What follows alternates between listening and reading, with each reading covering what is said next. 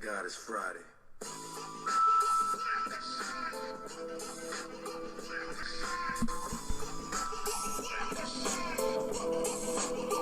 Keep the heads ringing. Keep the heads ringing. There you go. What you got there, Jones? That was just a little bit of Dr. Dre, Ring Ding Dong.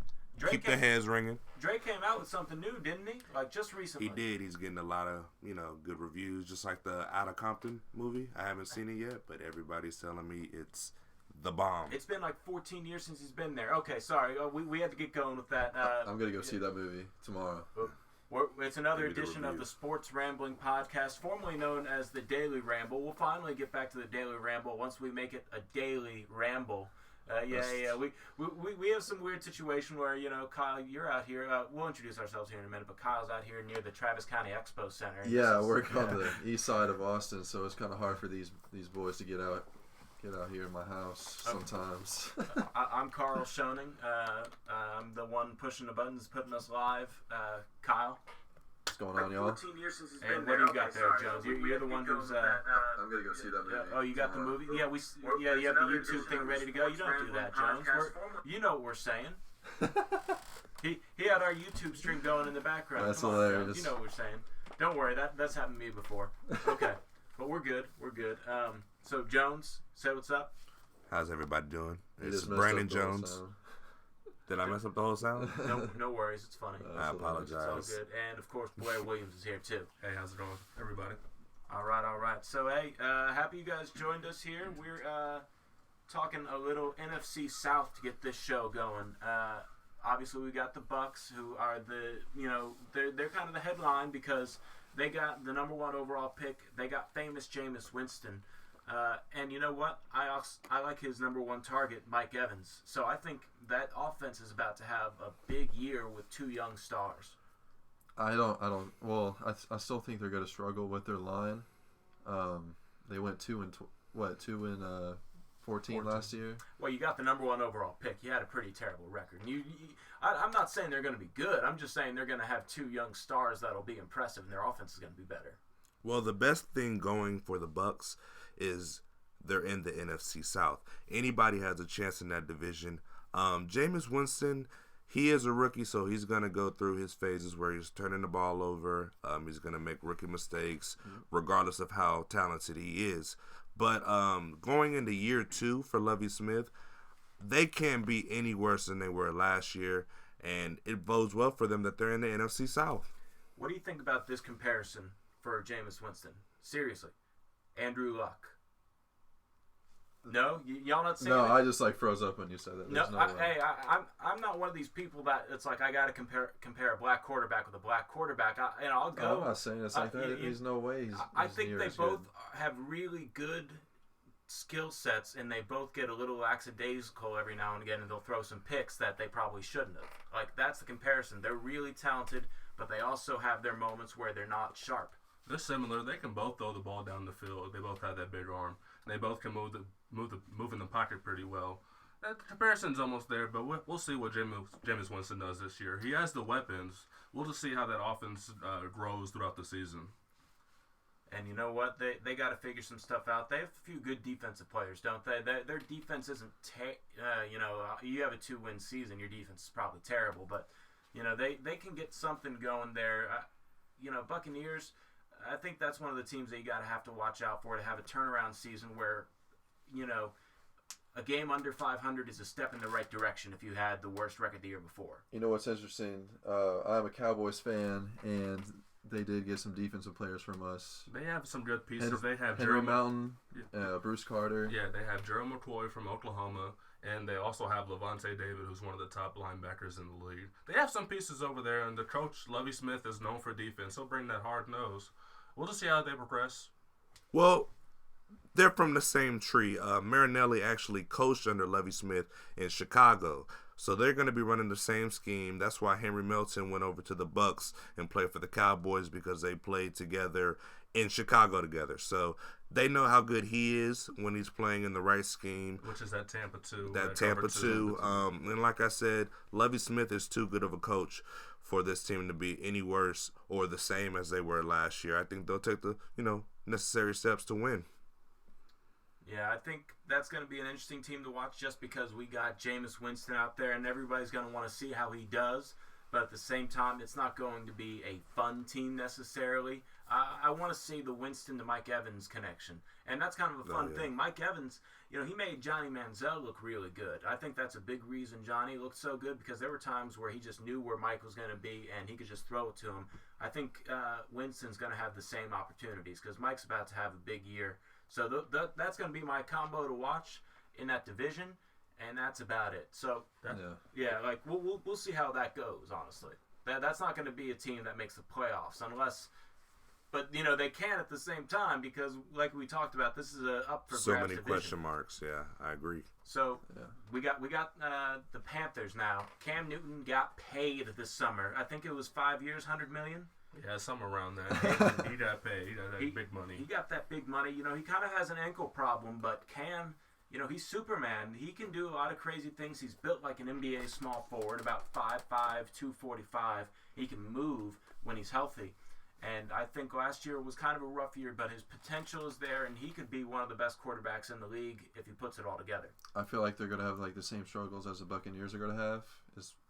Are they going to be able to depend on their line to protect Cam Newton? Yeah, their line is pretty bad, but the big blow to them is Kelvin Benjamin tearing his ACL. That's true. Nobody likes to see that. With the team that already struggled in the receiving core, they only had 75 receptions as a group and only 9 touchdowns last year. Is their main target going to be Greg Olsen? It has to be. His catches will grow up. They have the rookie on the outside, Devis Funches, another big Michigan. body. They have some other pieces that's been around. I think they have Philly Brown. Philly Brown, he's a scat kind of guy. And the other guy from Pittsburgh, I forgot his name. But yeah, they'll struggle a little bit, but their defense will be top notch as it was last year with Luke Kuechly. It's looking like a down year for the Panthers this year. They just don't have the weapons. They lost D'Angelo Williams to the Steelers. We'll see how good they are on offense. The defense will be solid. Luke Kuechly is one of the best players in the league overall. I think he's a top 10 player. But my question to you guys is, if they do have a down season, do we have Cam to blame? Like, is the blame on Cam with the lack of offensive firepower to his disposal? That's a weird question you have with almost any quarterback. You know what I mean? It's like he's really talented, but what does he have around him? You look at Peyton Manning, and he has a wall of an offensive line that'll block for him. He has a really good receiving core, and every now and again he'll get a solid running back. And that all around makes Peyton Manning a great quarterback and a juggernaut offense. Now, you're talking about Tom Brady. That guy, he's somebody who I think could be great no matter what you put around him. Sometimes we don't even know the name of his receivers. But Cam, I think he's one of these guys who does need weapons, and he does need an offensive line, because if he gets out and run, which is one of his better weapons, he needs to have holes to run. Right. He can't be under pressure immediately. And he's such a big dude that sometimes that might work against him when the pocket's collapsing. Yeah, he does get sacked a lot, but the only good thing is he can move in the pocket. But I don't know. I wasn't a big fan of him getting that big contract over the summer. They had a young receiving crew, but I felt like they should have went out there and tried to get like a Jeremy Maclin or any other of these big free agent receivers that they had, that to pay them to come to the Panthers to play with them, because they'll struggle on the offense. Who's going to be their running back this year? It's Jonathan Stewart, which he'll get hurt 6 games in maybe. Fozzie Whitaker, perhaps? Fozzie Whitaker, Texas boy. Texas boy. But can they stay healthy? Yep, is the main thing. No team can really stay healthy. There's always going to be some kind of major injury. You just hope that, it isn't necessarily to someone who's very dependent. Your whole running back squad. Yeah, and you definitely hope you don't have several. That's going to be the main thing. But I think Cam definitely has an opportunity to earn that money, but someone else was going to pay him if they didn't pay him. And you can't be in quarterback limbo where you lose your superstar, super marketable quarterback. How many faces do we know in the NFL really. And Cam Newton happens to be one of them. He's always on there. So it makes sense to give him all that money on business standpoint as well as. Well, he was like that in college too. I mean, coming out, he got paid that much in college too, don't you think? Right. He's a top 15 quarterback in the league. So I mean, I know the Browns would chill for him right now, or anybody like that struggling in the offensive series. So after the Panthers, we have another question mark of a team. This was a team that was on the verge of NFC title game a couple years ago, and all of a sudden they just dropped down. That's the Atlanta Falcons. They still have Matt Ryan. They have Julio Jones, who's probably top 3 receivers in the league. And, I have to give a little Texas State shout-out. They have Joplo Bartu on the linebackers. Hey, Joplo Bartu, he played, he used to actually, fun story about Joplo, he used to come in this Chrysler 300, those cars that look like a Phantom until a Phantom rolls up, but they look like a Phantom. Yeah.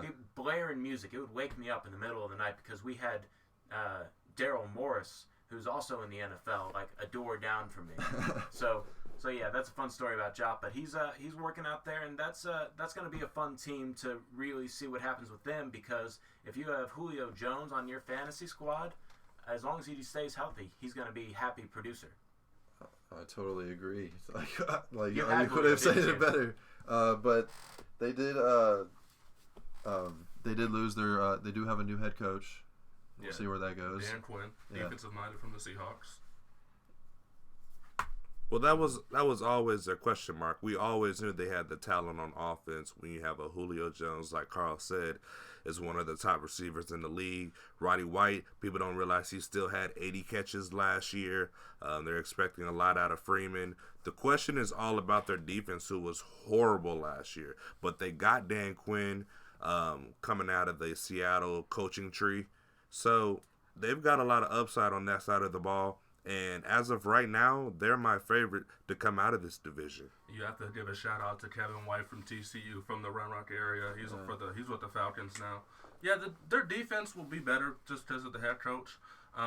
I don't know if I'll take him as the favorite, but they'll be up there. They have the weapons, and they'll put up the numbers this year for sure. They did lose Harry Douglas and Steven Jackson. Yeah, Steven Jackson, he didn't produce like they thought he would, though. When they got him from the Rams, signed him in the offseason, they were hoping they would get that 1,000-yard back that he was, and he just didn't quite hit the holes the way they wanted him to. I'm hearing that Leonard Hankerson is making a lot of noise in Atlanta camp. Watch out for him being a number 3 receiver in Atlanta. Big target. He should be able to make some plays. And I think they needed to move on from Steven Jackson, which they did. They have the young running backs over there. What's his name? Oh, they got Freeman in the draft. That's his name. And then another one, I think, from Auburn. But they'll be good on offense. But running backs are almost a product of the offensive line, too. Especially at that level. They're a dime a dozen, and you see them being recycled all the time, unless they're like a special Adrian Peterson type of running back. You're not really going to say, this is a running back that we need to draft in the first round or give him a lot of money. And sometimes they are, sometimes they aren't. But those running backs, they can have good seasons that make you think that they're really good, and then they can have bad seasons right away and never be that good again. How much does that have to do with the line, though? I think it has a lot to do with the line, because it does. I think really it's about the blocking. Because if you get a couple pushes a yard ahead and then you make a cut and you can go, that's all that matters. But if the offensive line is getting pushed back at the line of scrimmage, you're talking about not so many running lanes, especially the way you would want to draw up running lanes. And they really don't need to run that much. They throw the ball a lot with Matt Ryan. He'll throw for at least 3,000 to 4,000 yards. All they have to do is just get that 1-2 punch. It doesn't have to be one single guy. They get that 1-2 punch and have a good line, like Carl said. They can make those plays, get out in space. And they can also catch the ball in the backfield. Sounds like a blueprint of what the Cowboys did last year. Exactly. I mean, you have to look at them. Or what they're going to have to do this year with the committee that you were talking about. And as we're talking about, they're in a weak division, so this is a chance for them to really have a playoff year and to make a step in the right direction. I don't know any of their salary cap situation, and trades in the NFL aren't big, but if they can have a good year this year, they might be able to attract some kind of free agent to come in next year and really solidify their spot in that division. So this is a big year for the Falcons to try and bounce back from their last couple bad years. And now, I'm just going to say that's true because in this division, you can go 500 and still get into the playoffs because we know the division winner does get a playoff spot. Mm-hmm. So moving on now to the last team in the division, and we have a Saints fan here, New Orleans Saints. They make a little bit of a head-scratcher trade, a first-round pick for Jimmy Graham, who's one of the best tight ends in the league. But, I think that, like we were talking about, since it's such a weak division, the Saints still have a chance to win it. Yeah, they still have Drew Brees. And I am the Saints fan, but they do have weapons on the outside, and the defense has gotten better. They got a first-round pick of Andres Pete in the second-round pick of Stephon Anthony, and they got another linebacker on the outside from Washington. But they lost Pierre Thomas. Yep. And Kenny Stills. Yeah, but they do have a young rookie or a second-year player, Brandon Coleman, that's making some noise. They have Brandon Cooks coming back. Mark Ingram had a good year. We'll see what happens. The offense will be there for sure. It's all about the defense. And in the Jimmy Graham trade, they also received Max Unger, the center from Seattle, who's a Pro Bowl center, who will help in the run game and protecting Drew Brees. The report is that Drew Brees was hurt of a lot of the season last year, and to me, it was a down year, but when I heard that news, okay, maybe he still has a lot in the tank, 4 or 5 years left in the tank. But I'm questioning the receiving options they'll be having. You have Brandon Cooks, who's a good, solid second-year player. Hopefully he doesn't have a sophomore slump. You see that all the time. But they have him. He's a good receiver. And then after that, I draw a blank.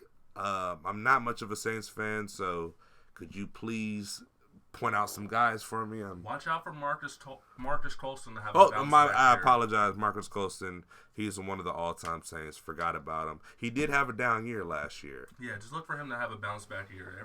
Last year they were just in a funk, I feel like. But, yeah, watch out for Marcus Colston to have a big year. They have to replace the tight ends, so we'll see what they do there. They have some names, Benjamin Watson and Josh Hill. And we'll see what the pass rush is looking like for the Saints as well. That's one of my biggest concerns. I did like the Brandon Browner pickup, and I believe you guys picked up another corner too, possibly. No, we have Keenan Lewis over there. Keenan Lewis is the other corner. Yeah, he's a good, solid corner. So it'll be interesting to see. All right, well, we talked a good 15 minutes on NFC South, and, usually right now, or at least we've talked about this, we wanted a little musical transition. We kind of broke the law last time around, copyright laws. We'll get Fair Trade Act or something like that. It's something along those lines that says that we can play 50 seconds of a song or 30 seconds of a song, but we can't do much more than that, or it's illegal. I'm just gonna. So I'm just gonna play this. We'll play a little bit. Yeah, I'm just gonna play this Nas instrumental right here. Okay, we'll only go about 15 seconds on that. What song is it? That's New York State of Mind. New York instrumental. State of Mind. Yeah. Okay, go ahead.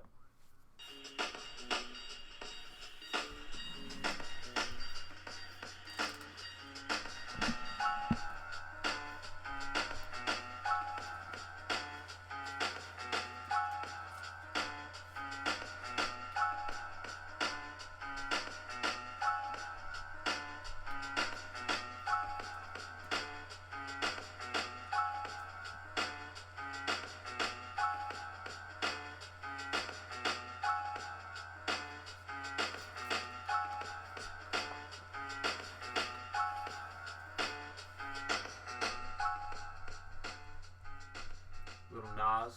I like that. He's one of the, 90s rappers, I would say. Oh yeah, for sure. Yeah. He's one of the bigger 90s rappers. I mean, I can't really think, we grew up in the 2000s, and I need to listen to a little more Nas. I hear he's one of the best. I went and saw him in a concert at Fun Fest here in Austin. I think it was one of the best concerts of all time I've seen because he played the Illmatic album 20-year anniversary He's definitely one of the top 5 MCs of all time. Oh yeah, there's no For doubt. sure. No I've doubt. actually never been a Nas guy. Oh, you're killing me, Smalls. I've never been a Nas A guy. lyrical genius. I'm a fan of him in the movie Belly, but that's about it. You know, I've never really been into his music. Okay, I can respect that.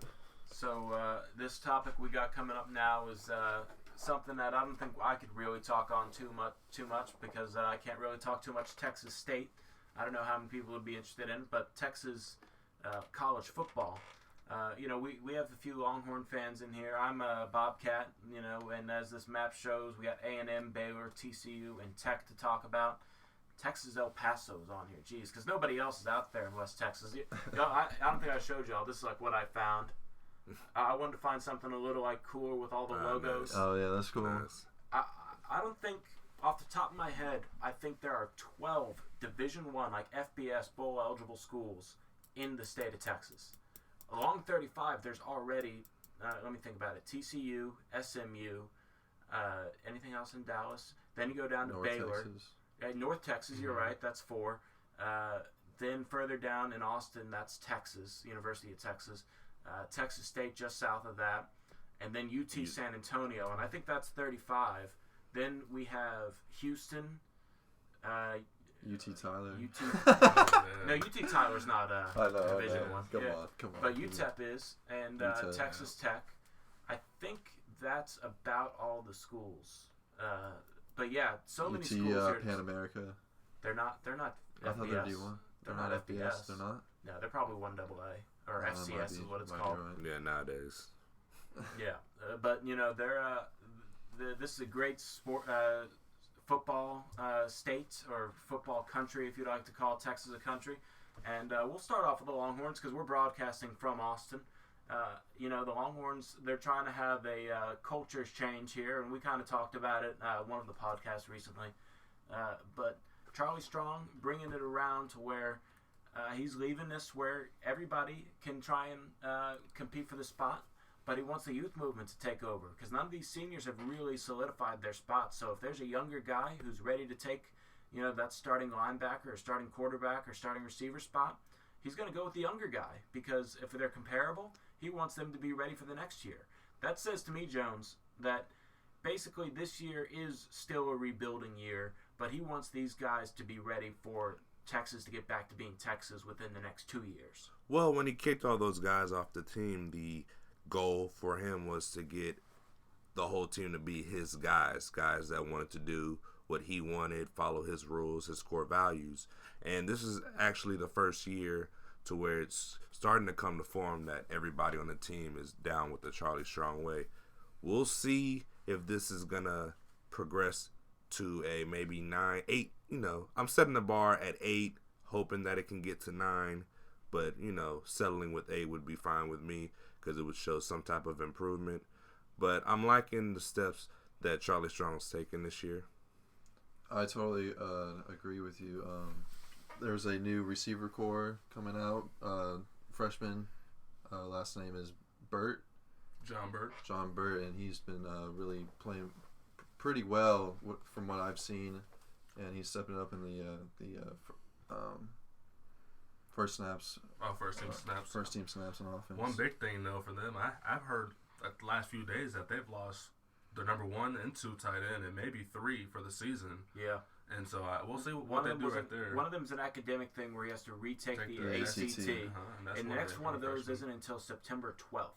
So he can't. So that guy, even if he passes the ACT, it'll have to be until after the 12th. But I'm hearing Texas is trying to pull some strings to where he takes it before that date. I was thinking about within the next week is what I was hearing. I think I heard something about the next week or two. How would that work? Because I guess he needs the ACT to be actually enrolled in classes, and you can't take the ACT and then try and go into a class 3 weeks behind. You probably already missed the first test. Yeah, I think they set something up where it's with the NCAA, and since he already took it, they're moving it up so he can retake it maybe. So why does he have to retake it? Do y'all know the story behind that? Apparently, I don't know, according to his school grades or his SAT score that were really low. It's not a D-Rose really situation. high. Someone He else got took a it? really high score for his ACT, so they're a little leery about it. I think that's messed up. I don't know how you can Yeah, what if how you can say that. Even if you just guess, I mean, It could happen. No, yeah. It could definitely happen. I don't remember what I got. I think I got like a 1,200 out of 1,600, and I can tell you right on this SAT. Obviously, I don't think I ever took the ACT. In fact, I know I didn't. But I can tell you that I was guessing on a lot of those. You know, Right. I was just like, yeah, I'll go with that one. You know, and I think some of us are good guessers. How many of us have played that trivia crack game? Yeah, you just guessed it. Yeah, you have a 1 in 4 chance. You got to go right with that. So that's unfortunate. Then the guy behind him tore his ACL this week. Right. Bad news for Texas tight ends. But their running back core, can Jonathan Gray finally have a good year? I think people are looking for him to have that bounce back year. I think he'll be the first to say his career at Texas has kind of been under the radar, not exactly what he hoped for. Coming out of high school, like 2 state championships at Aledo. But I think he'll have that bounce back year. He'll definitely be the number one, and he'll just grind it out and try to go out on a bang his senior year. From what I've been hearing, their O-line has been pushing the defensive line back quite a bit. And they have that. I think he's a guard, Connor Williams, the incoming freshman. I heard. Yeah, He's moved to left tackle right now. Yeah, I'm at He'll tackle. be anchoring the line. Well, that's good. I heard he's been making some noise over there. We'll actually have 2 freshman O-linemen this year. Are they part of the Florida 5? Is that what they call it? No, No, none there's of only those like 2 one were. left of that. Right, Oh, and that's going to be DeAndre McNeil. No. DeAndre McNeil came with Malik Jefferson. I apologize. But interesting about Jonathan Gray is I heard from Charlie Strong that he's wanting to play on special teams.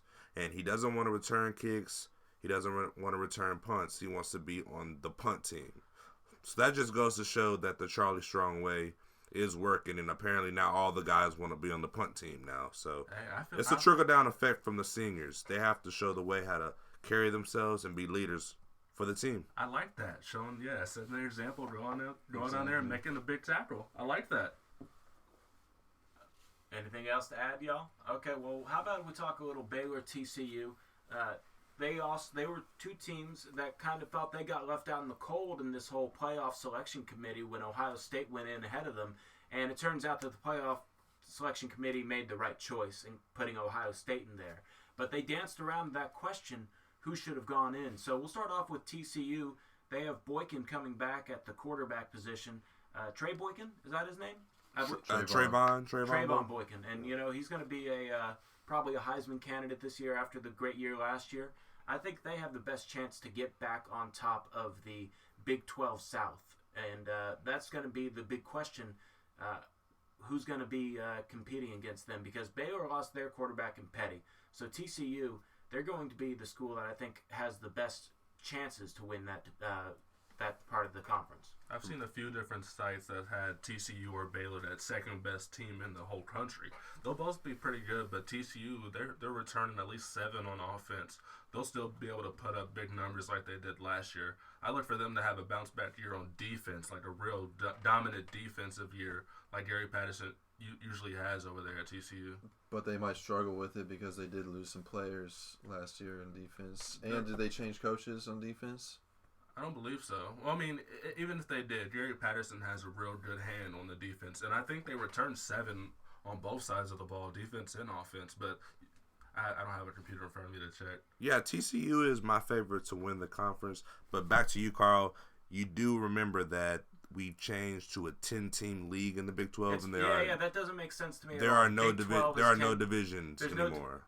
There's no division at all. Huh? Right, they play that round robin schedule. And they decided not to have a championship game, right? Right. Yeah, so I think that also hurts them. On that point aside, I never really got that how everybody's saying the Big 12 needs a championship game. I think this is really the true champion, which I believe technically that Baylor should have been the outright champion last year because they beat TCU. And I thought at the end of the season for sure that TCU was a better team than Baylor. And that's the debate though. We couldn't figure that out. It's like the head-to-head matchup goes to Baylor, but TCU seems like the better team. So that's why they totally ignored the situation and said Ohio State. I feel like the committee kind of looks down on the Big 12 for not having that championship game. It's usually that last game that just like puts it in your eye, like you're amazed by what happens, like you saw with Ohio State spanking Wisconsin. Oh, they love that. 0. They love that. It's just that extra game to let the committee see, like, okay, this team may need to be in there. And that's my point. I don't understand the big deal Who'd they beat? Wisconsin. Wisconsin. Wisconsin was playing all right last year, but what does having a Big 10 championship game mean if they beat them? What's it matter if they're just playing their conference games in a row, and the last game TCU plays, they smack whoever they play just because it's not a conference championship game? I feel like for some of the voters on the committee, it is that big championship feel. That BCS computer simulation, they still kind of look at those, I think, in the sense that one more game adds on to all these stats, and we have a situation where, you really look at the team totals and such like that, and then adding one more win, one more point differential, all those kind of things do look into it. And, when it comes down to it, if you're talking about a team that you want to play New Year's Day in the first round, and they haven't played since the first week of December, that's going to be something that they look at to where it's like they're going to have a whole month off. That's like a quarter of an off season, an eighth of an off season.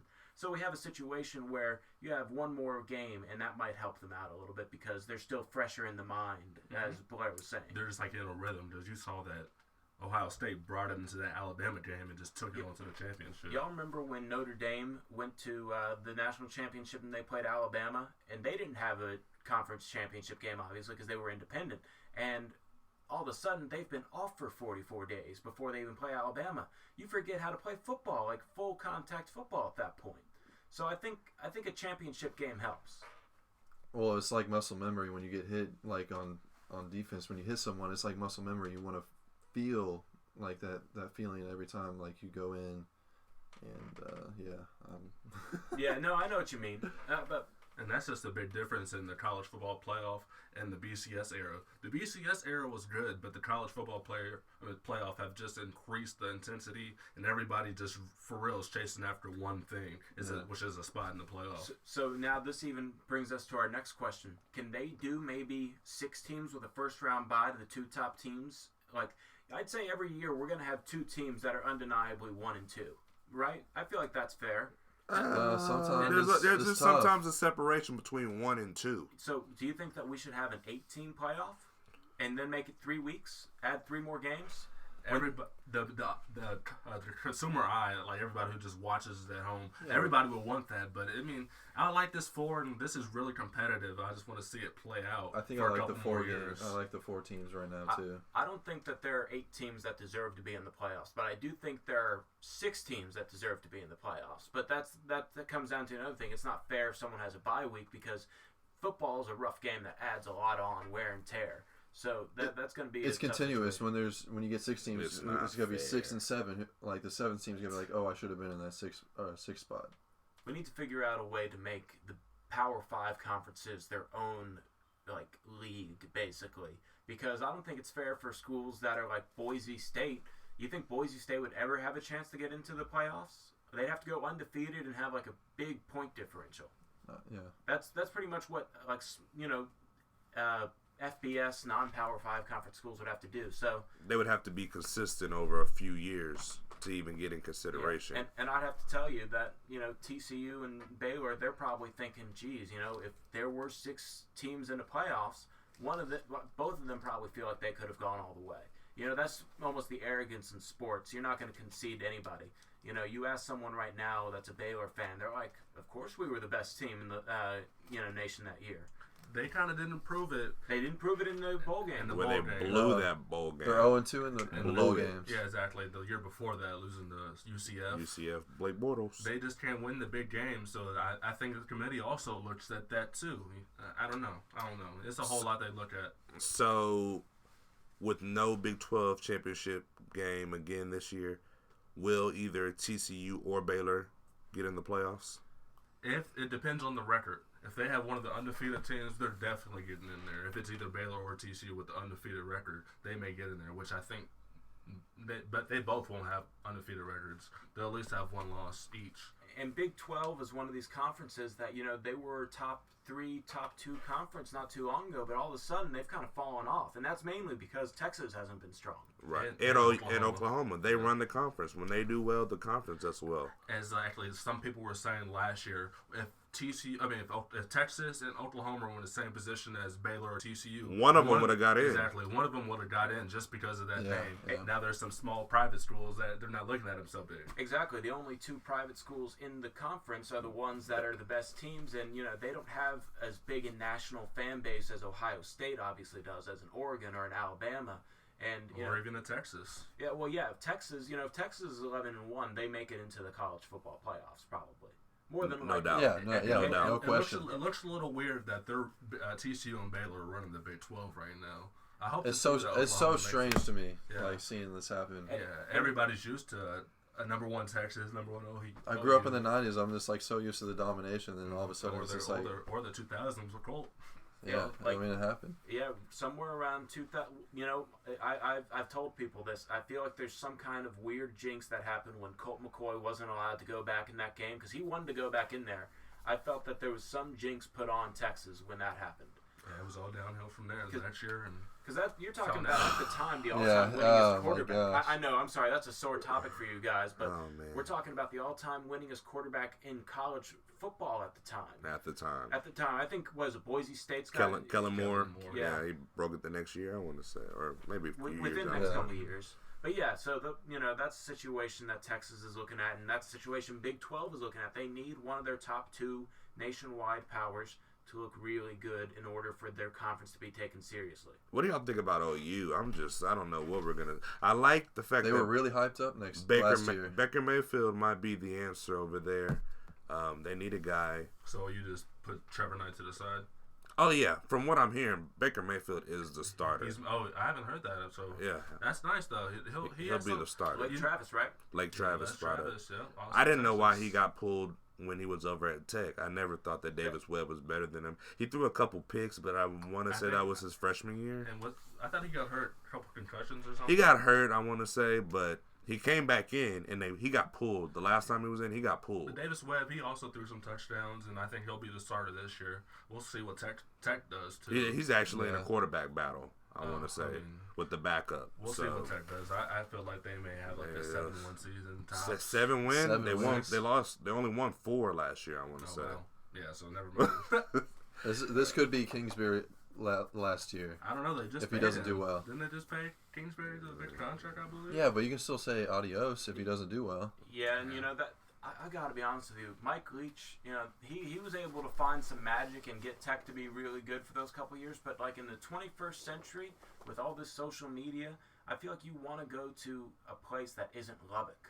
Yeah. Did you? Speaking been. of Mike Leach, did y'all see that list of the top?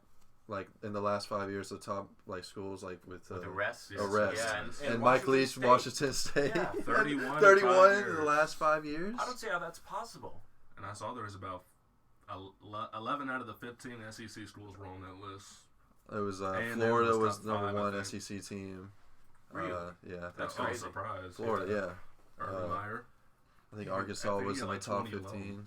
Leading the Big 12, though, we're still on Texas college football teams. Just a little brief Texas A&M. They have Kyle Allen coming back for his second year. And, they have someone's spread offense that is still kind of a novelty in the SEC. You think they have a better year and their defense improves? Speaking of Mike Leach, everybody's running his air raid now, it seems like. Everybody's going into the spread look, and it's spreading over to the SEC. I'm just curious to see how the A&M defense is going to look. That's the biggest question. They got Chavis from LSU. That was a good get. They got a top player in high school defensive lineman that came in They've to go got- with Myles Garrett. Right, they got Myles Garrett, who I think is a solid. He'll be a first rounder next year for sure if he continues, on the pace that he's on. But I'm also hearing that there may be a quarterback battle with the freshman that came in, Kyler Murray and Kyle Allen. Gatorade Player of the Year. I'm pretty sure someone's probably going to go with Kyle Allen, and I saw glimpses last year, and they're always going to have the receivers, the good offense, good offensive line. They put out tackles every year. I also heard that they may have a little package for Kyler Murray to come in there because he is a dual threat quarterback, maybe to throw it a little bit and run it like a Johnny Football used to do. Did he get drafted in the MLB? I believe he did. Which one? Why is he playing football? Which Because one? he's The turned it down. Murray? Yeah. He likes football. I think guess, his dad was a pro baseball player. Did he play at Texas? Kyler Murray's dad? Or he went to A&M. He went to A&M. I'm not sure. Yeah, he He went did. to A&M. You know, I think there's something about, especially if you're talking big-time college football, there's big-time college football or bounce around the minor leagues for a couple of years. Even if you're guaranteed money, I feel like there's still something about, you guys have been to the Texas and the Texas A&M games where you're talking about thousands, almost 100,000 people cheering for you. And then there's, who do we got? Do you guys know any, like the Frisco Rough Riders? Frisco Rough Riders, yeah. Would he San be- Antonio Mission. The San Antonio Missions, like we're talking small, and he would be in Class A ball probably. Corpus Christi Hooks. Yeah, we're talking, maybe 3,000 people that are kind of out there with their families. They're not like really trying to get crazy for this, and that's a long life because And they're not making that much money either. Yeah, he'd have to probably have like some kind of top 3 round guaranteed money. That's what baseball players need to leave. But yeah, I think we hit most of the Texas teams. We got a good little conversation about that. We're obviously going to be talking more about college football as they actually play the games. It's 16 days till the first day of kickoff, so it's coming up really 15, fast. or it's like 14 for Thursday game. Aren't they starting on a Thursday? Yeah, that's right. Actually, that's right. Yeah, First Thursday game. So it's less than Michigan and Utah. I We'll see think what it's John like either Harbaugh 13 or 14 days until that Thursday game. Because today's It's Friday. Friday. It'd be Yeah. yeah. It'd be like 13 days. 13 so, days. Yeah, that's obviously fun. And then, the NFL is going to be back just the week after, I think, right? Yep, and So- I think everybody's just that ready for Thursday football too. to start. And, Anxious. and unlike college, the NFL is those preseason games for us to get a little taste and for the players to get back into a rhythm. So that's always fun. You want to do a little jam sesh? So either of y'all have a little song lined up that we'll play for about 20 seconds? We could probably pull something out the hat. Yeah. We'll be moving on. The next thing we'll be talking about is a little NBA news, and we have a game. I think all of us are ready for a game of Who Was That? Is that what we decided to call that? I think we're going to go with that. Who was that? Who was that? So all of us have a question, and then we're going to keep track of the score. And you don't have a question, Blair? You still thinking about it? Yeah, I think I got one actually. Okay. It could be anything, any topic, any sport. I think keeping it to the big 3. Any of us know anything about soccer?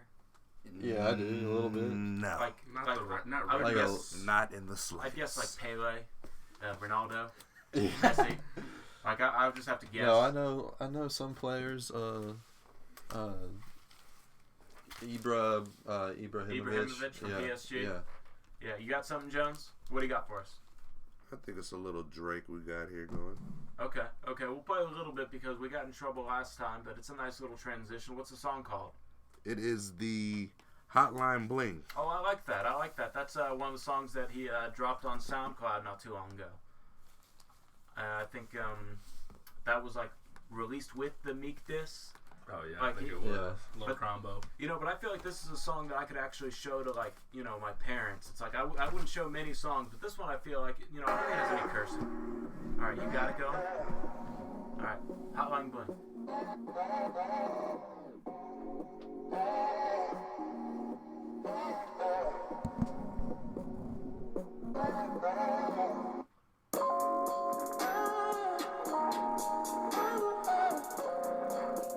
Jones, that ain't Hotline Bling. Turn that down. We'll just go to the next topic. You had a chance. We're going to go with Kyle from now on. That's hilarious. We got Kyle. I picking the don't know music what here. that. I never heard that Hot Blink song, so I thought it was the Hot Blink song. So I was like jamming to it. I'm not saying it's I was like, bad, what but was we're that? not going to tell people that it's Hotline Bling and all of a sudden they're listening to something else. Blame it on YouTube, man. It says it right here. They must have gotten that copyright stuff too and decided to change it or something. How many views does that have? 600,000. They probably lied to Yeah, about they just, like, 600,000 lie. people. Yeah. They're just trying it's to like, get yo, views. check this hot one out. All right, so we're back here. We're gonna finish this up with a little bit of NBA news and our game that we're gonna play. We got a little Timmy Duncan on the screen right now for those of you checking out the screen, and he won the Twayman Stokes Teammate of the Year. So y'all award. you're trying to kill me right now. I'm That's what sorry. you're trying to do. I'm sorry. Hey, you know what though? I feel like Dirk should have been up there. I think second place was Vince Carter. Really? Yeah, I think Vince was in second, but Yeah, he Tim was. doubled Vince. I think in terms of points. I think Tim had 72 first place votes. Vince had 28. I don't know how many people were actually polled, but the top 5, Tim was just far and away the leader for that award. And you talk about what he's done over the last several years, leaving all that money on the table, trying to be out there. And I'll tell y'all what, Tim Duncan's one of these guys who he skips to the back of the layup line. He's like has a smile on his face. He's making sure his teammates are happy. He's the guy that you want to play for, and he's kind of like a modern era Bill Russell. You know what I mean? He doesn't care about the stats. He cares about the wins. He enjoys what he does. That's all you can say, really. I mean, he hasn't lost the love of the game. Yeah, Mr. All Reliable. You had to expect he was going to get it or be up for it. I'm a Mavs fan, and I respect the heck out of him. And it's hard not to. It's hard not to, and I wish someone like that was. Well, I mean, Dirk is like that person for the Mavericks. Yeah, Dirk is up there too, where he's made all that salary cut. I think he's only making $8 million a year this year. Nothing. And you're talking about Tim Duncan, who's making $5 million, somewhere $5 to $6 million. Dirk, who's making Dirk's 8 something. Dirk's been trying to sacrifice like Tim, and it just hasn't worked out for him. Yeah. That's because they don't have the same kind of, I don't know, it just isn't working out. The same system, I guess. And then we see Kobe Bryant, who's not going to win it anytime soon. And he's making like 20.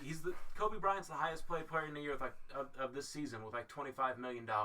I actually had a Twitter beef today. With who? With a random person that tweeted on one of my tweets about Tim Duncan, saying that there was no way in the world that he would put Tim Duncan's legacy above Kobe Bryant's.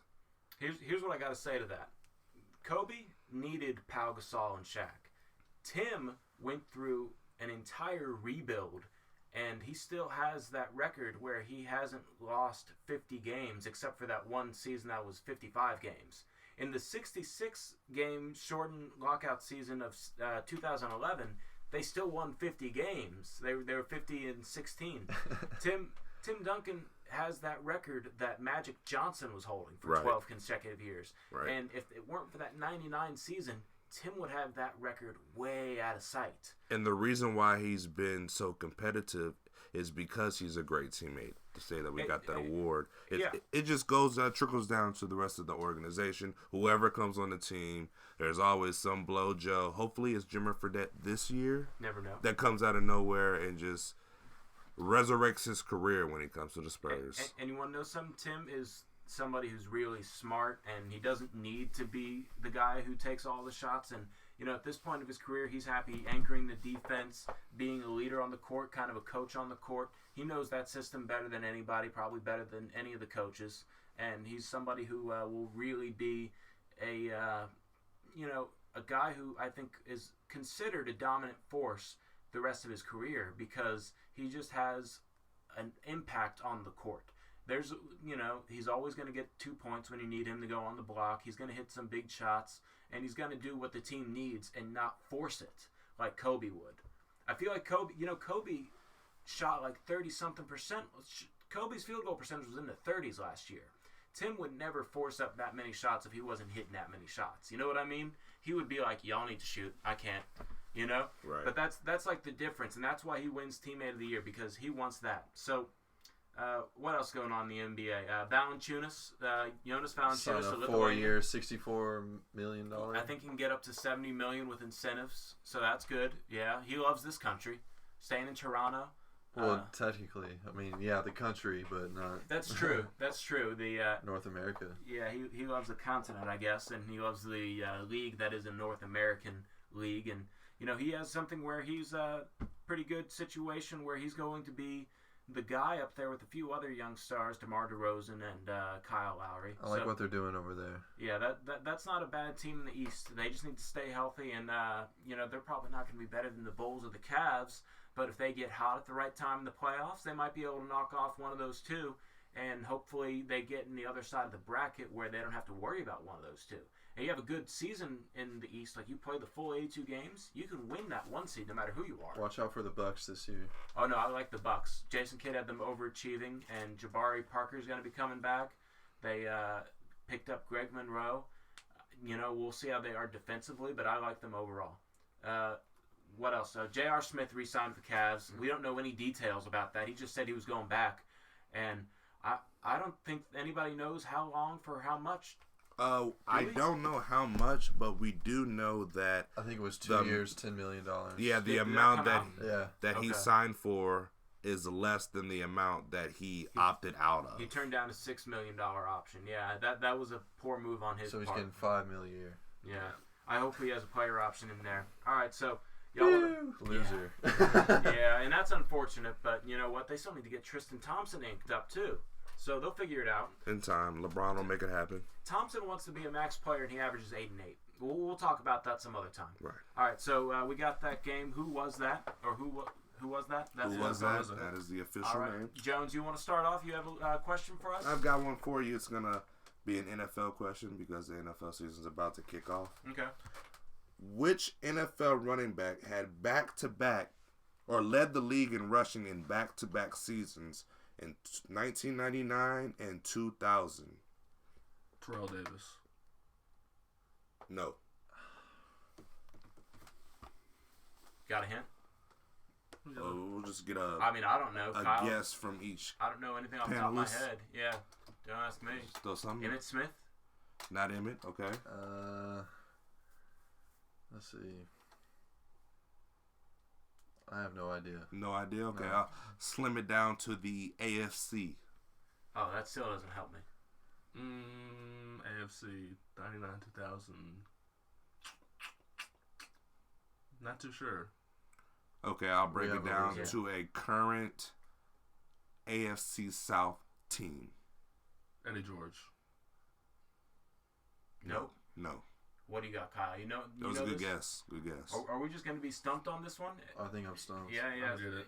Even if you tell us to the. I think you guys are going to kick yourself when you hear the name. Go ahead. Who's it? Adrian James. Nope. I don't know. Oh. When did you guys The say? Edge. The Edge. Texas. I think I would Texas. have. Oh no, Edgerrin James. LSU. Over there with Peyton Manning. LSU. I'm sorry. He didn't go to. He went to Miami. Come on, guys. Oh, man. Nah. Adrian LSU. James. The Edge. Yeah. Okay, so that's I a fail. forgot. No one gets a 32? point there. Sorry. No tally. Oh, man, I thought that was going to be an easy one. We may have to do a multiple choice. Yeah, eventually to get down to a multiple choice and then just like the first person. I to guess hear my it. knowledge is Well, just up there. I man. have Did my you know que- that I off the can't. top of your head? yeah, off the top of my Okay, head. okay. I can't wait for you. I have my question right here, and Okay, I'm gonna go. give you all a little multiple choice. Go ahead, Blair. It's an NFL question, like Jones's for the football season. You know, what quarterback has the most wins in different NFL stadiums? Peyton Manning, Brett Favre, Tom Brady. Okay, can Brady. you? Okay, say that one more time. Which quarterback has the most wins in different NFL stadiums? In Tom different Brady, NFL yeah, stadiums. Tom Brady, Brett Favre, I say Brett Peyton Favre. Manning. So the person that's won in the most stadiums. Yes, Brett Favre. I'm saying. Kyle got it. Kyle got it. Okay. 33 wins. Wow. 33 33 different different venues. stadiums. Yes. Wow. That's impressive. You know what? That's one extra one outside of the whole league. Right.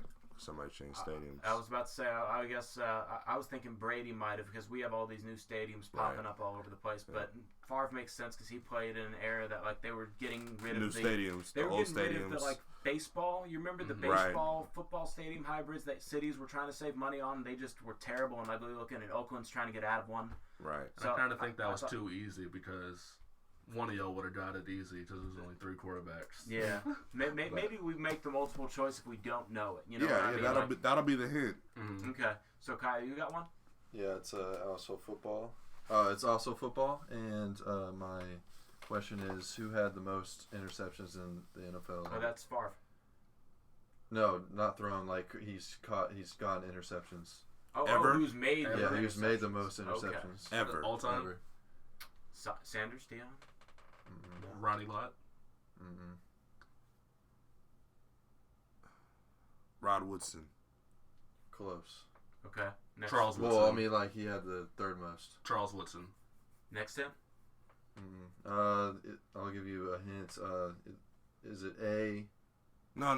Don't give us names. Just give us hints. Well, yeah. What What division? team? What division? Something like that. I don't have that up. Daryl Green. No. Ed Reed. No. He played from 1964 to 1979. Oh, jeez. Does he play for the Steelers? Jim Thorpe. Oh. Next. Multiple choice. Give us that. I just chose a terrible question.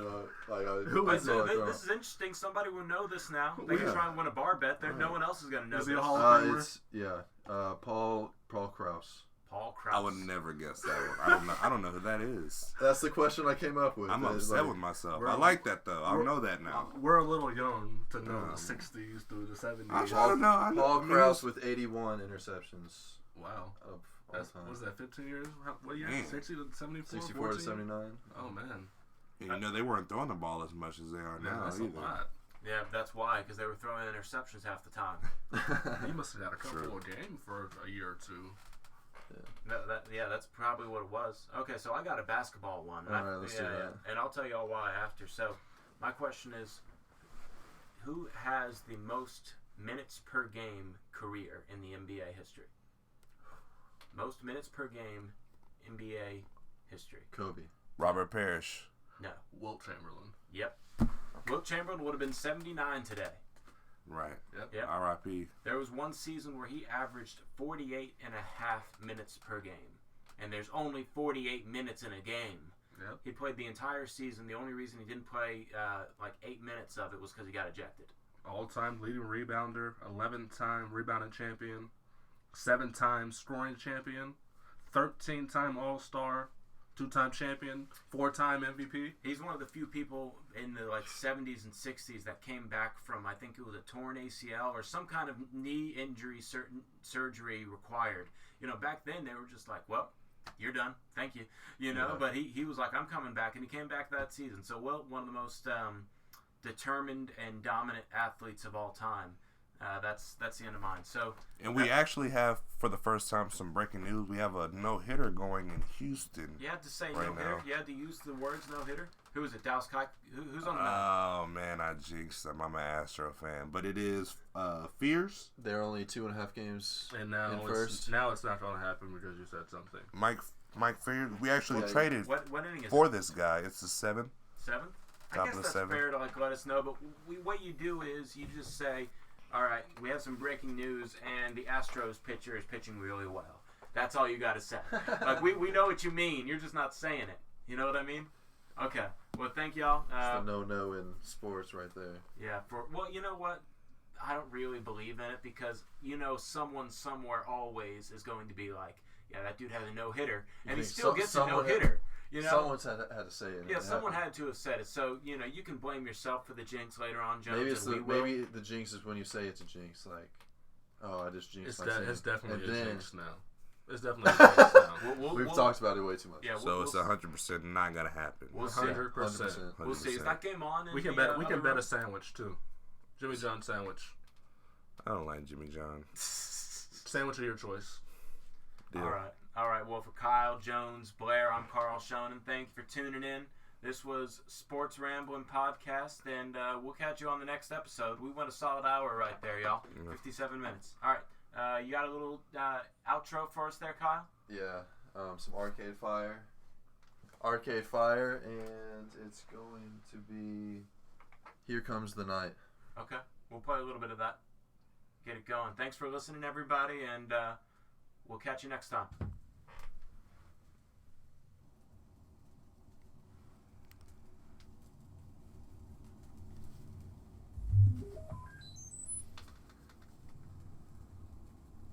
Gotta be patient with these record players. Okay, it's going now.